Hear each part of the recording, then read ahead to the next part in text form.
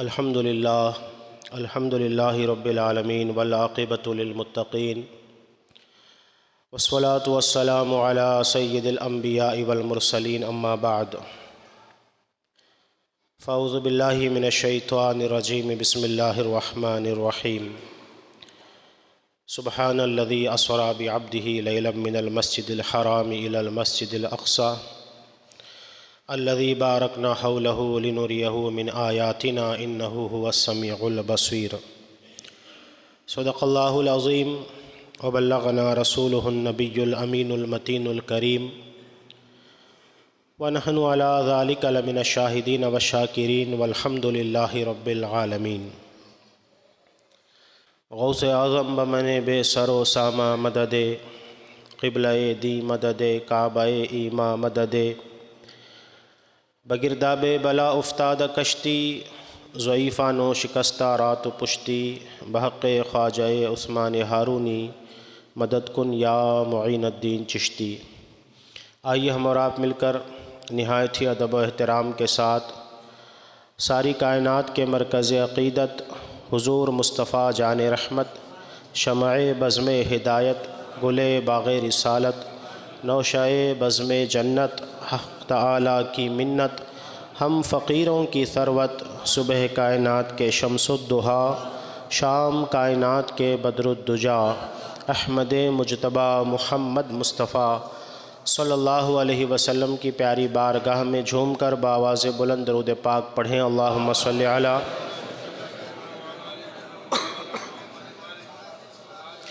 سیدنا و مولانا محمد معدن الجود والکرم وعلی آلہ واصحابہ وبارک وسلم صلاۃ و سلاما علیک یا سیدی یا رسول اللہ صلی اللہ علیہ وسلم۔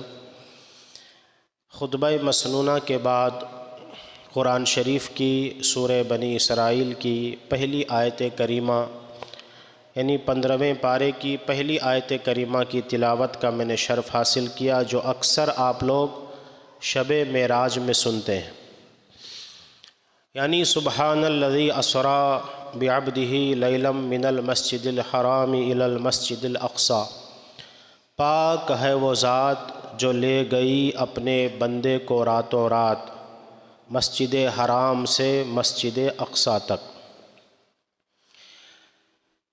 اللہ تعالیٰ نے قرآن مجید میں صرف 2 ہی مسجدوں کا نام صراحت کے ساتھ لیا ہے۔ ایک ہے مسجد حرام یعنی مکہ میں جو مسجد ہے جسے حرم کہتے ہیں، خانہ کعبہ، اس کا نام مسجد الحرام ہے۔ حرام کا مطلب وہ حرام نہیں جسے ہم اور آپ حرام کہتے ہیں، حرام کا مطلب ہے حرمت والی جگہ، احترام والی جگہ۔ تو سب سے پہلی دنیا کی جو مسجد ہے وہ مسجد حرام یعنی خانہ کعبہ ہے، اور جو دوسری مسجد ہے وہ ہے مسجد اقصی جو بیت المقدس میں ہے، جو فلسطین کے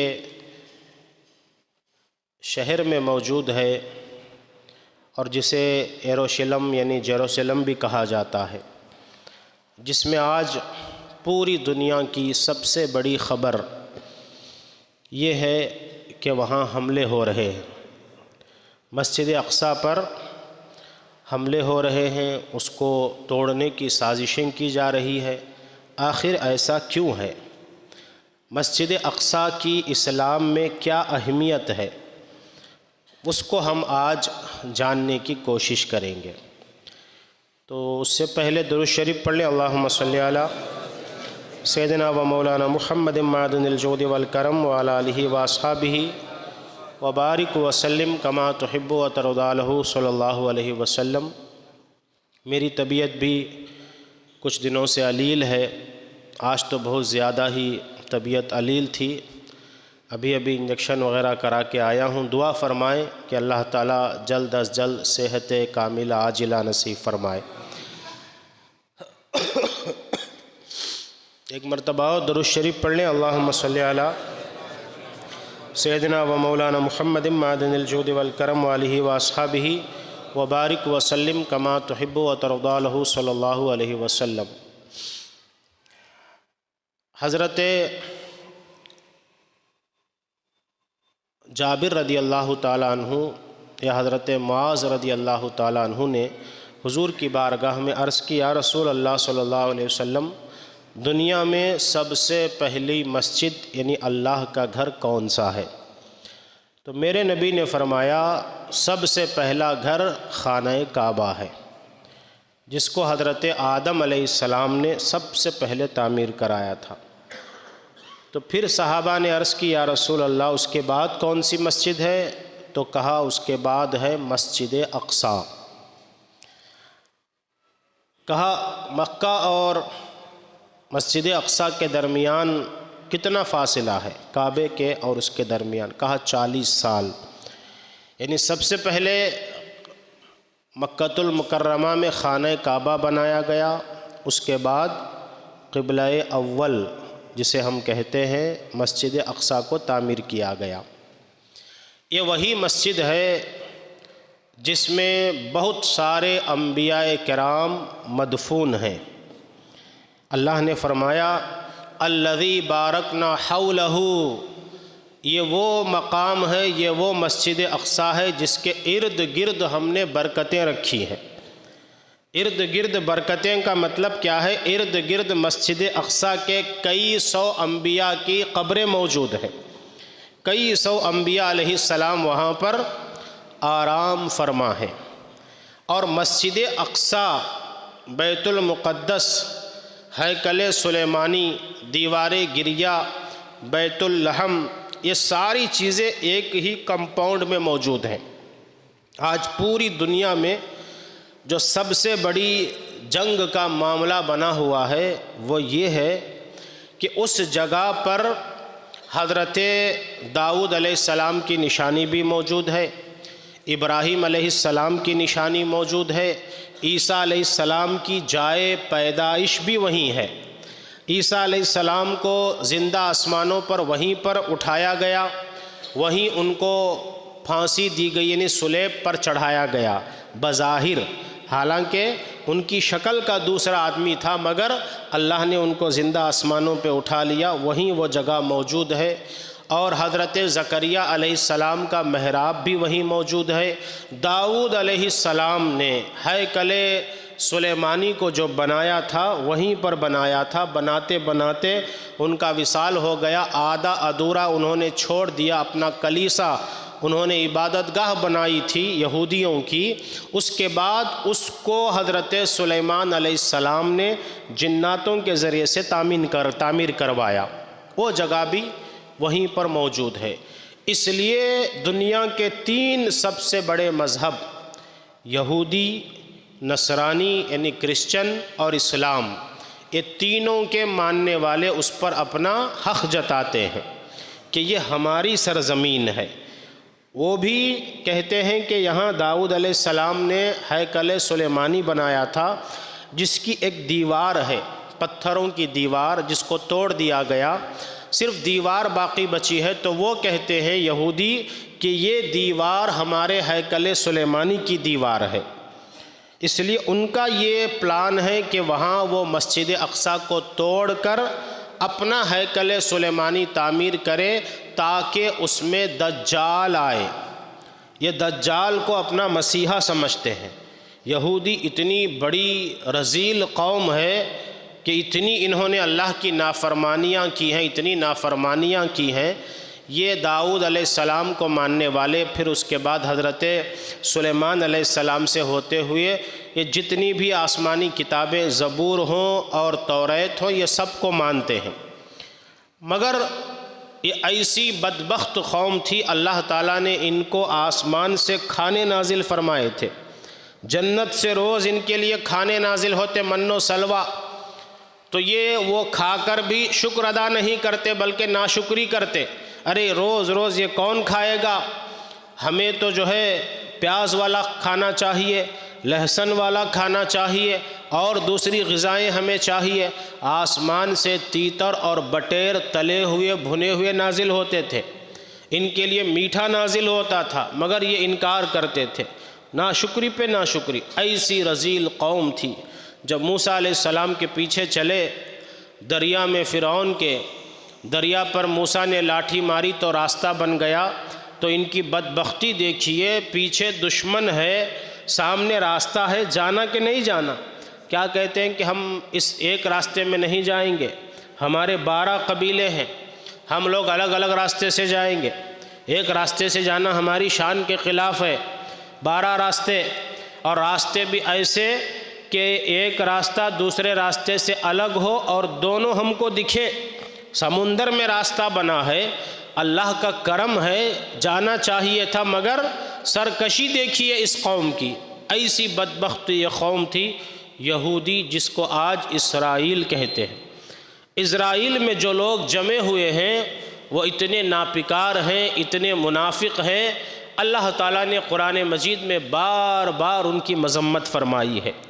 اور کیوں نہ ہو کہ موسیٰ علیہ السلام جب فرعون کے لشکر سے پار ہو کر چلے اور وہاں پر پانی کے لیے لوگوں نے سوال کیا، پیاس لگی ہے، پانی چاہیے، تو حضرت موسیٰ علیہ السلام نے پتھر پر لاٹھی ماری تو پتھر سے پانی کا چشمہ نکلا۔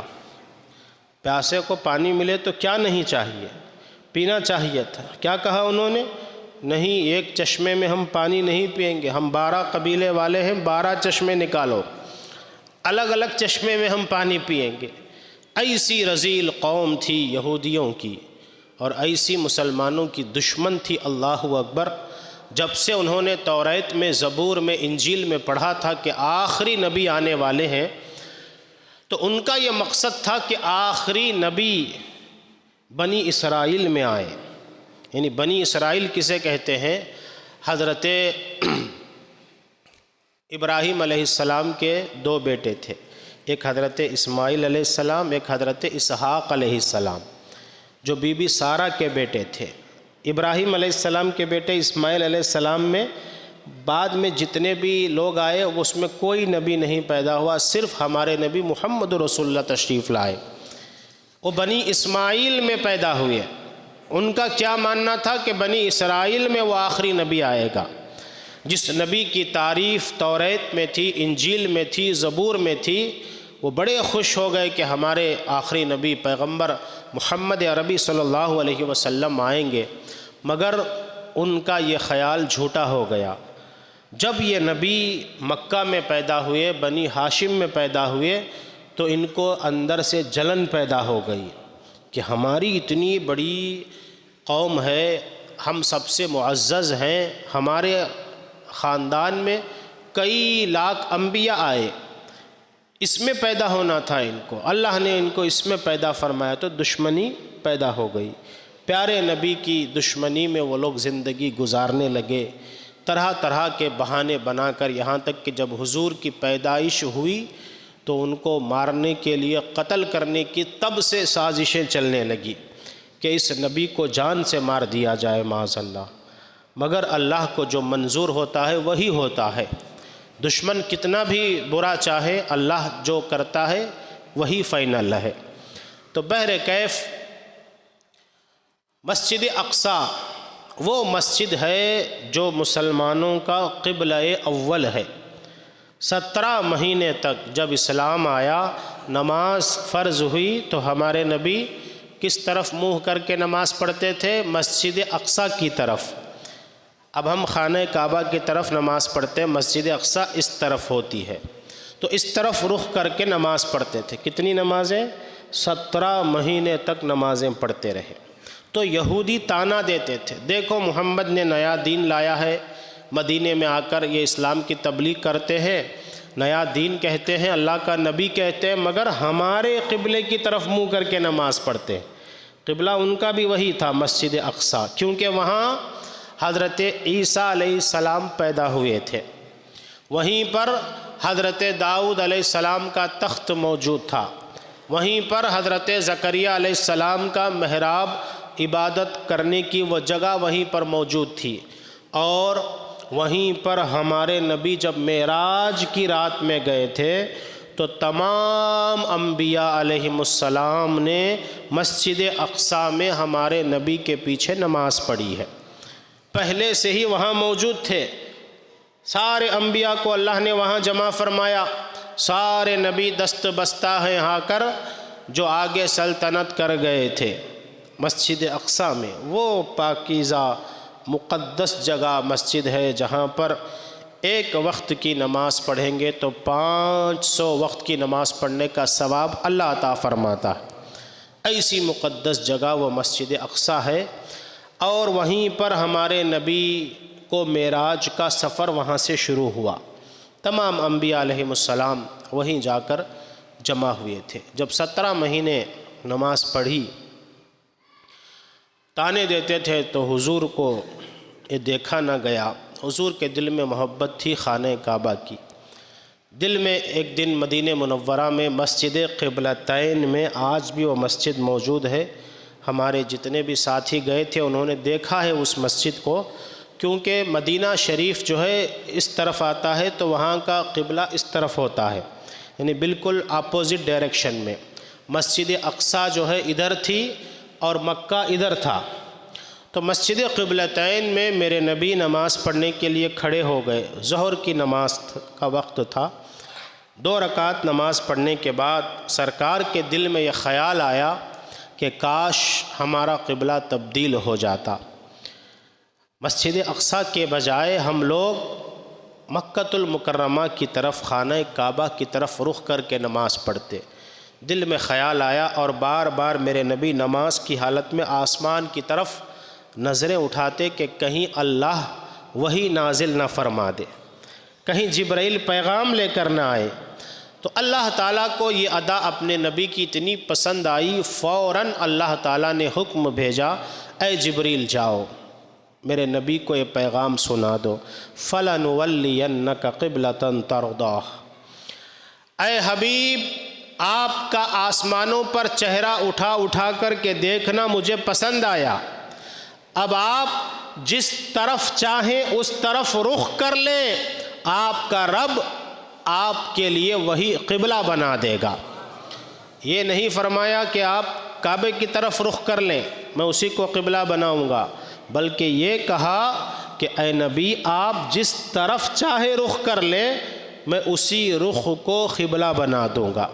تو میرے نبی کو محبت تھی خانہ کعبہ سے، تو خانہ کعبہ کی طرف رخ کر میرے نبی نے عین حالت نماز میں، دیکھیے میرے نبی کا اختیار، میرے نبی کا پاور دیکھیے، میرے نبی ظہر کی 2 رکعت مسجد اقصیٰ کی طرف رخ کر کے نماز پڑھ رہے ہیں۔ اب کعبہ کیا ہے، بالکل پیچھے اس طرف ہے۔ اب کیسے گھوم گئے میرے نبی، نماز ہی کی حالت میں گھوم گئے، اور گھومنے کے بعد وہاں بیچ میں صفیں ہیں صحابہ کی، صفوں کو چیرتے ہوئے میرے نبی اس طرف گئے، اور صحابہ کا عقیدہ دیکھیے۔ صحابہ نے یہ نہیں پوچھا یا رسول اللہ آپ نماز کی حالت میں یہ کیا کر رہے ہیں، نماز کی حالت میں گھومنا چلنا پھرنا حرام ہے، نماز ہی نہیں ہوتی، مگر آپ گھوم گئے، پلٹ کر سیدھا چلتے ہوئے اس طرف گئے، اور صحابہ نے بھی چون چرا کیے بغیر حضور کی اتباع کی، اور بالکل حضور کے پیچھے مڑ کر کے کھڑے ہو گئے۔ تو 2 رکعت اس طرف رخ کر کے نماز پڑھی، اور 2 رکعت مسجد حرم یعنی مسجد خانہ کعبہ کی طرف رخ کر کے میرے نبی نے نماز پڑھی۔ تو تب سے آج تک وہی قبلہ ہے مسلمانوں کا۔ تو یہ مسجد اقصیٰ کا کچھ معاملہ ہے۔ اب کرسچن بھی اس جگہ کو مانتے ہیں، یہودی بھی اسی جگہ کو مانتے ہیں، مسلمانوں کی عقیدت بھی اس مسجد میں بہت سارے جگہ، حضرت عمر فاروق اس کے بارے میں بہت ساری جنگیں ہوئی، خون خرابہ ہوتا ہی رہا۔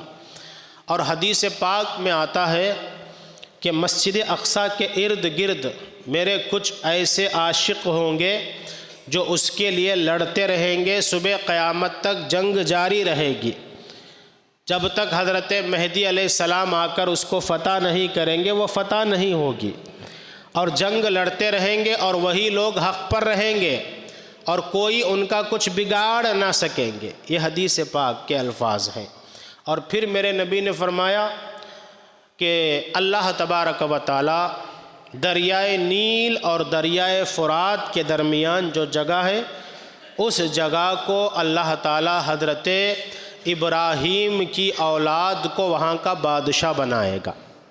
دریائے نیل مصر میں ہے اور دریائے فرات بغداد میں عراق کے پاس ہے، تو اس کے درمیان جو جگہ ہے یہی وہ جگہ ہے۔ سعودی عرب ہے، جارڈن ہے، لیبیا ہے، اور یہ جو اسرائیل فلسطین بنا ہوا ہے یہ بھی وہی جگہ ہے۔ تو یہودی کیا سمجھتے ہیں کہ یہاں کے بادشاہ ہم ہونے چاہیے، کیونکہ ابراہیم علیہ السلام کی اولاد ہم ہیں، اسحاق علیہ السلام سے وہ مراد لیتے ہیں، مگر اللہ تعالیٰ نے وہ اعزاز ہمارے نبی کو عطا فرما دیا۔ ہمارے نبی اس پورے علاقے کے بادشاہ بن گئے ہیں، مگر اس کو وہ ماننے کے لیے تسلیم نہیں، ان کے خیال ہی میں نہیں کہ اسماعیل علیہ السلام بھی ابراہیم علیہ السلام کی اولاد ہیں اور انہی کی نسل میں ہمارے نبی تشریف لائے۔ تو وہ حکومت مسلمانوں کے انڈر آ چکی ہے، وہ جو وعدہ تھا وہ پورا ہو چکا ہے، جو توریت میں تھا، زبور میں تھا، انجیل میں اللہ نے کہا تھا دریائے نیل اور دریائے فرات کا جو بیچ والا حصہ ہے وہ ہم نے ابراہیم کی اولاد کو عطا فرمایا، وہ عطا ہو چکا ہے۔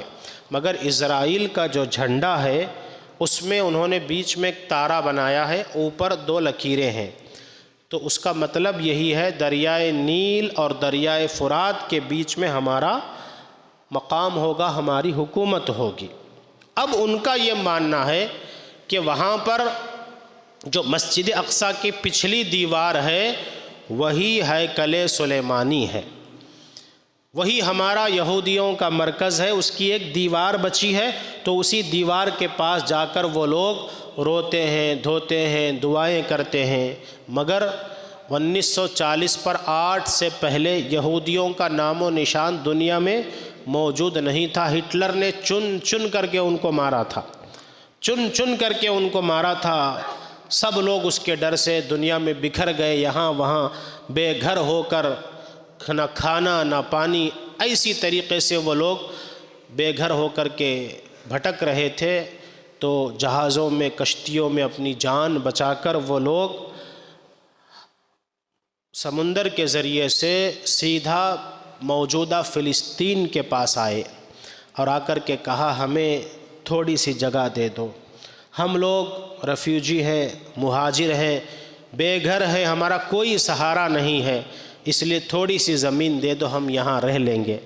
تو فلسطین کے حکمرانوں نے اس وقت ان کو رحم کھا کر ان ننگے بھوکے پھٹیچر لوگوں کو، یہودیوں کو اپنے ملک میں پناہ دی چند دن کے لیے رہنے کے لیے۔ تو وہ ظالم ایسے خطرناک تھے، جس تھالی میں کھاتے ہیں اسی میں چھید کرنے والی وہ 1 نمبر کی حرام زادی قوم ہے یہودی۔ تو ان ظالموں نے کیا کیا جانتے ہیں؟ وہاں رہ کر کے، انہی کے ملک میں رہ کر کے، وہیں پڑھ لکھ کر کے دھیرے دھیرے اپنی تعداد میں اضافہ کرتے کرتے کرتے وہاں پر ان لوگوں پر حکومت کرنا شروع کر دیا، ان لوگوں کو اپنے قبضے میں کر لیا۔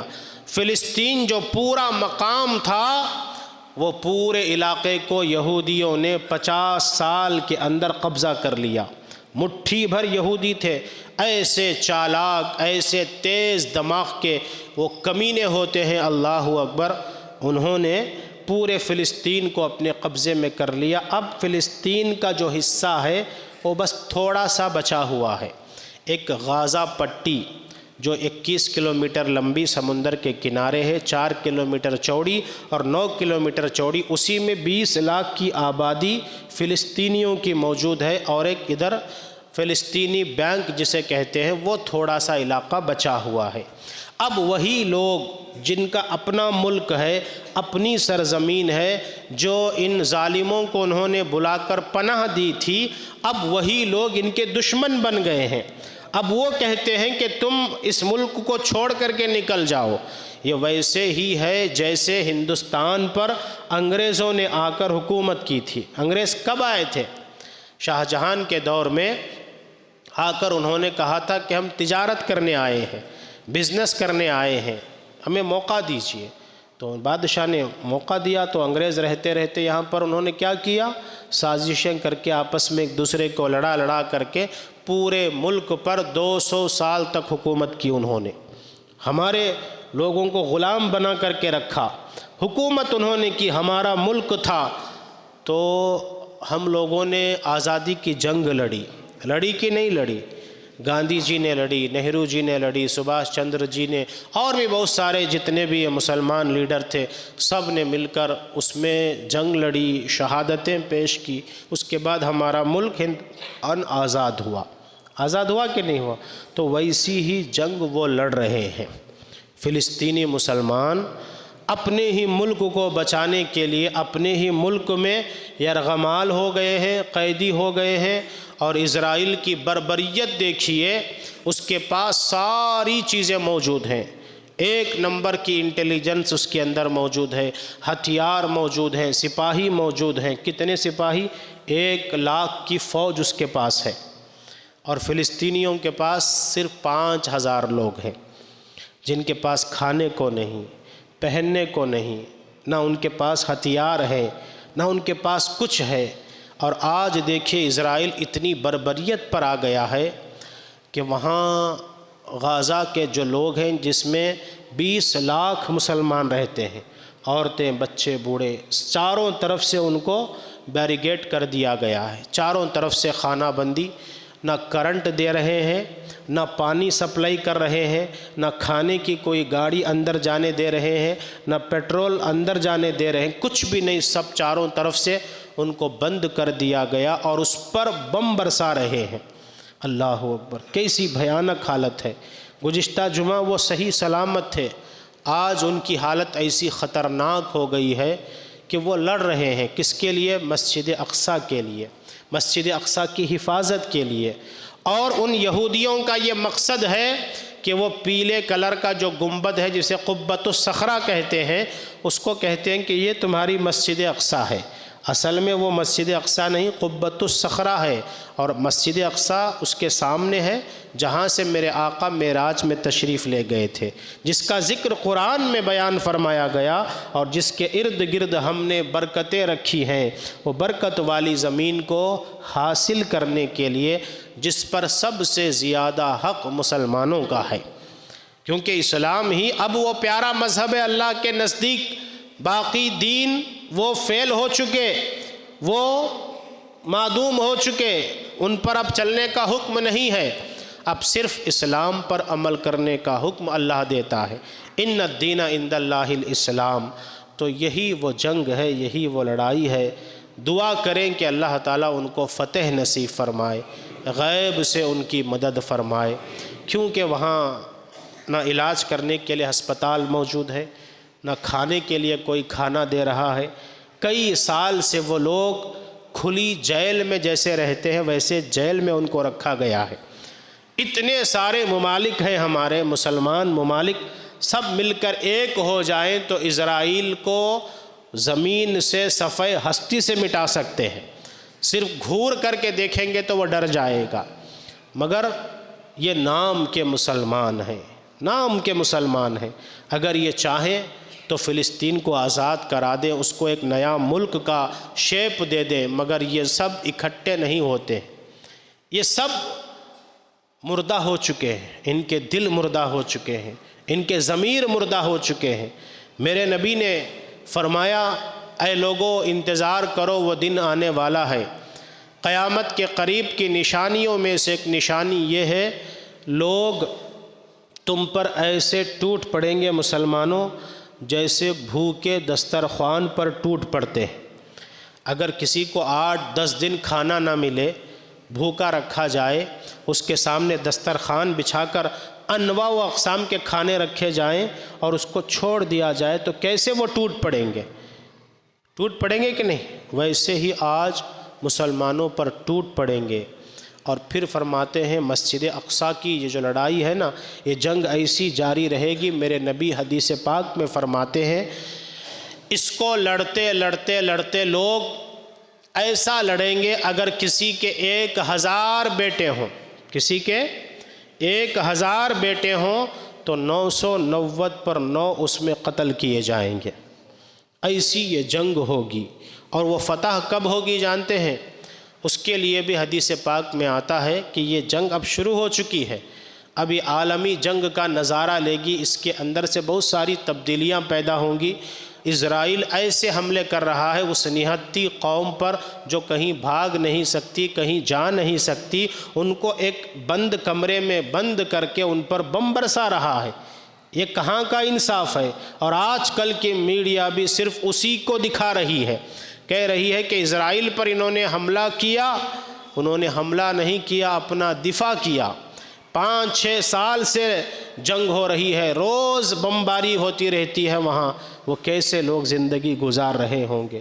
ذرا سوچو تو صحیح، ہمارے بھی بال بچے ہیں، ہمارے بھی گھر ہیں، اگر کرفیو لگ جائے تو ہم پریشان۔ 1994 کے جو فسادات ہوئے اس میں کیسی حالت تھی، لوگ ڈر جاتے تھے، وہاں روز بم گرتے ہیں، گھر کے گھر تباہ ہو جاتے ہیں، خون کی لاشیں، خون کی ندیاں بہہ رہی ہیں، بچے چھوٹے، عورتیں، بوڑھے، سب کی لاشیں اٹھا اٹھا کر ان کو کفن پہنانے کے لیے کفن تک ان کے پاس موجود نہیں۔ یہ ایسا کیوں ہوگا؟ میرے نبی نے فرمایا تو میرے آقا علیہ السلام کے پیارے دیوانوں، صحابہ نے عرض کیا یا رسول اللہ، کیا اس وقت ہم تعداد میں کم ہوں گے؟ کیا ہماری تعداد کم ہوگی؟ تو میرے نبی نے فرمایا نہیں، تم اس وقت تعداد میں بہت زیادہ ہوگے، مگر تمہارے دل میں ایمان نہیں ہوگا، ایمان کی کمزوری ہوگی۔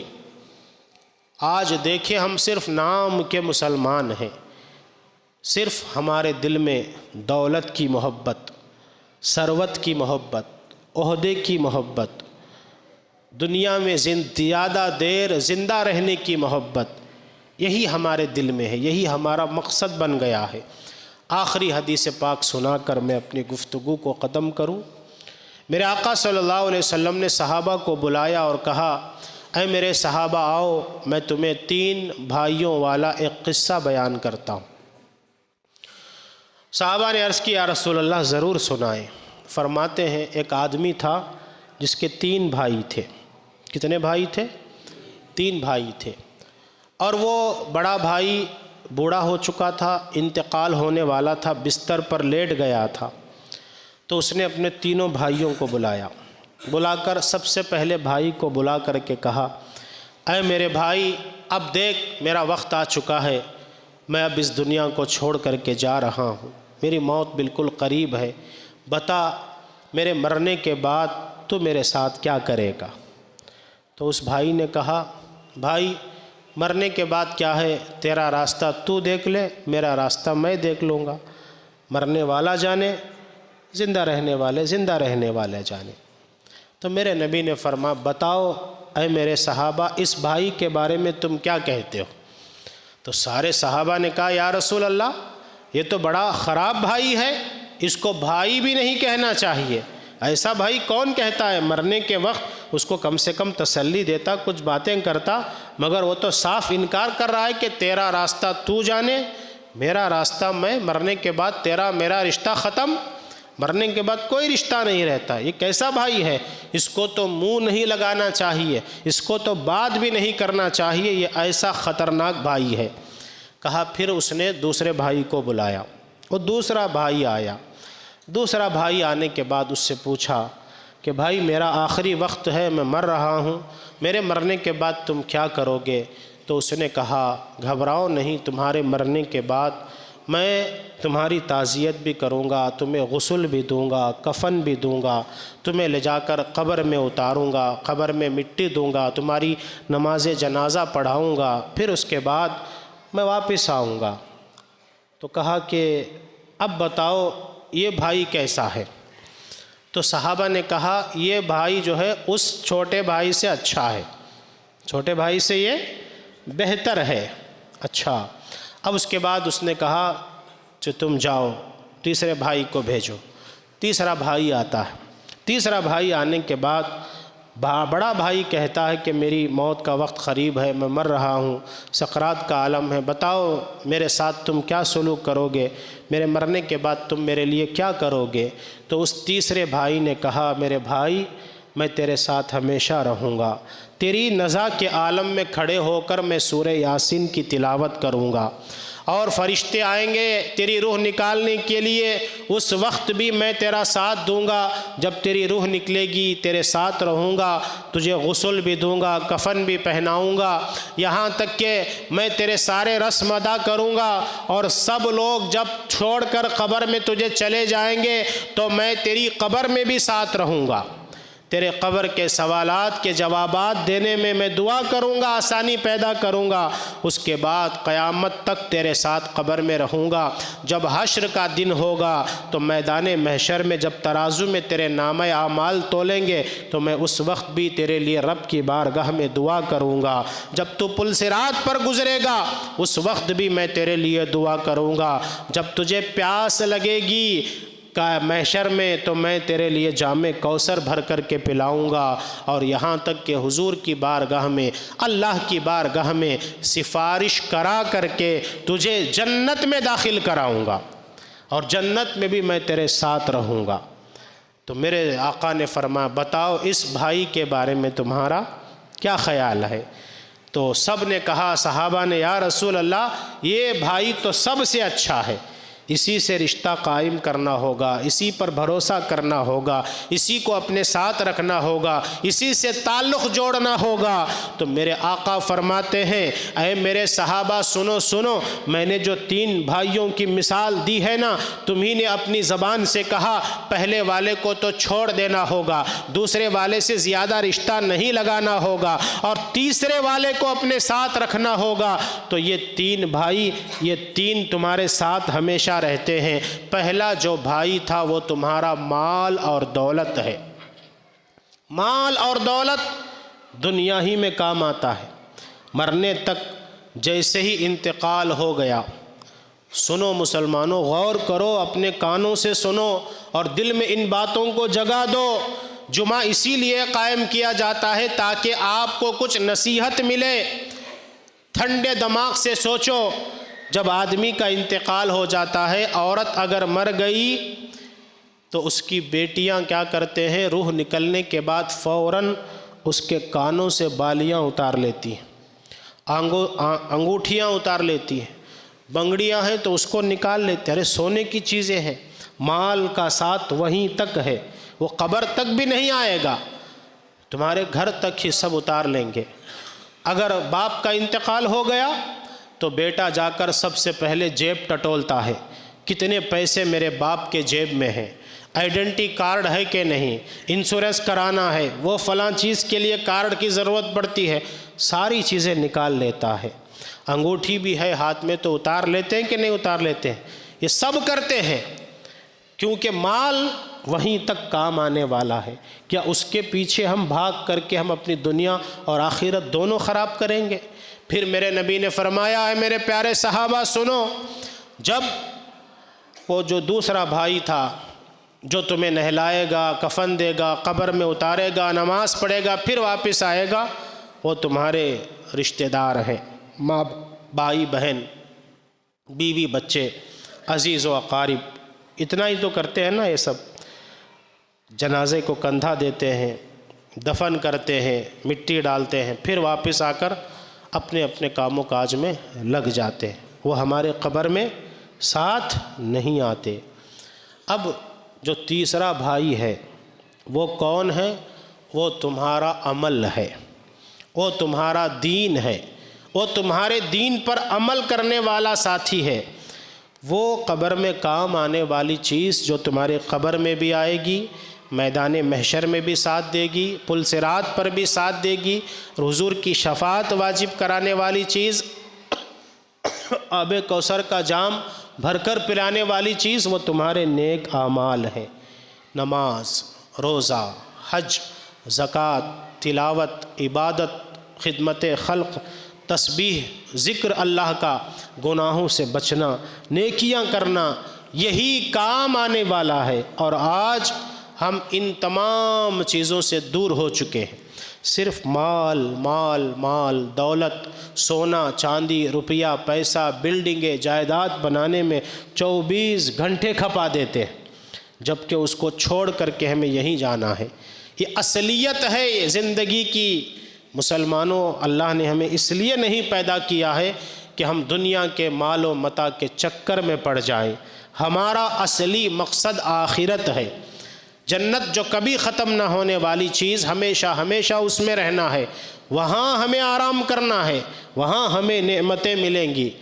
یہاں چند دن رہنا ہے تو حلال کما کر تھوڑا سا ہی صحیح عبادت میں گزارو اپنا وقت، نمازوں کی پابندی کرو، حلال کھاؤ، حلال کھلاؤ، اپنے ماں باپ سے حسن سلوک کرو، مسلمانوں کے کام آؤ، غریبوں کی مدد کرو، اچھی نیتیں دل میں رکھو، کسی کا برا مت سوچو، کسی کا برا مت کرو، کسی کے بارے میں برا خیال دل میں پیدا نہ کرو، کسی کا خراب کرنے کا مت سوچو، بلکہ اللہ کی بارگاہ میں یہی دعا کرتے رہو کہ اللہ تو مجھ سے وہ کام لے جس سے تو اور تیرے حبیب راضی ہوں۔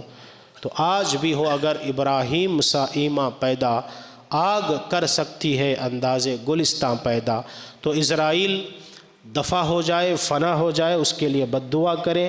اور وہاں کے فلسطینی مسلمان جو مظلوم ہیں، جن پر ظلم کیا جا رہا ہے بلا وجہ، اسرائیل کی یہ چند مٹھی بھر قوم آ کر انہوں نے پورے فلسطین کو اپنے قبضے میں لے لیا، اللہ ان کو نیست و نابود کرے۔ تو استغفر اللہ ربی من کل ذنب واتوب الیہ، لا الہ الا اللہ محمد رسول اللہ صلی اللہ علیہ وسلم۔